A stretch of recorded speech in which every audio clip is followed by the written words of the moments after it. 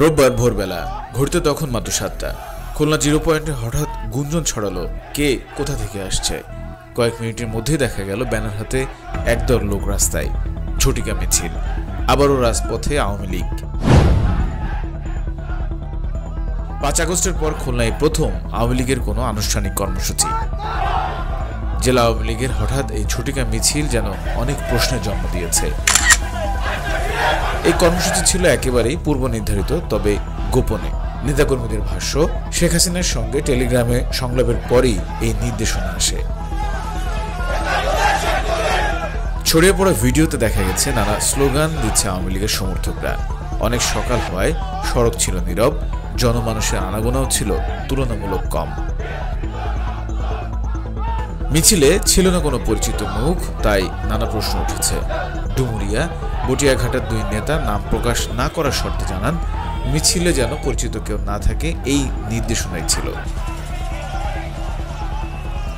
Union উপজেলা পর্যায়ের অপরিচিত নেতাকর্মীদের দিয়ে সাজানো হয় ঝটিকা মিছিল। শুধু খুলনায় নয়, যশোরেও ঘটেছে আরো নাটকীয় কিছু।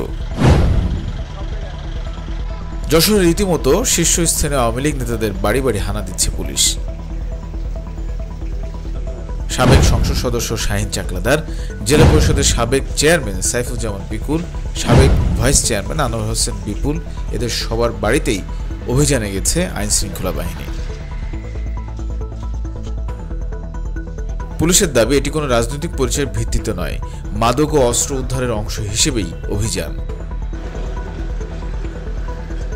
কিন্তু আওয়ামী লীগ নেতারা বলছেন অন্য কথা। তাদের দাবি, পুলিশের এই অভিযান আসলে ভয় দেখানোর অংশ, যাতে নেতাকর্মীরা রাজপথে নামতে সাহস না পায়।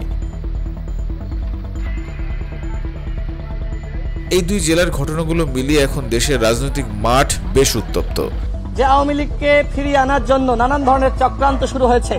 আমরা আজকে খুলনায় দেখলাম যে আওয়ামী লীগ তারা বড় মিছিল করেছে। যত দিন যাচ্ছে আওয়ামী লীগের মিছিল কিন্তু বড় হচ্ছে। সুতরাং এই ফ্যাসিবাদ বিরোধী শক্তির মধ্যে যদি আমাদের একতা না থাকে, তাহলে কিন্তু আমাদের জন্য ক্ষতি হবে। একদিকে হঠাৎ ঝটিকা মিছিল, অন্যদিকে শীর্ষ নেতাদের বাড়িতে হানা। সব মিলিয়ে মানুষের মনে প্রশ্ন, গর্তে লুকিয়ে থাকা আওয়ামী লীগ কি রাজপথে ফিরছে নতুন কোনো কৌশলে?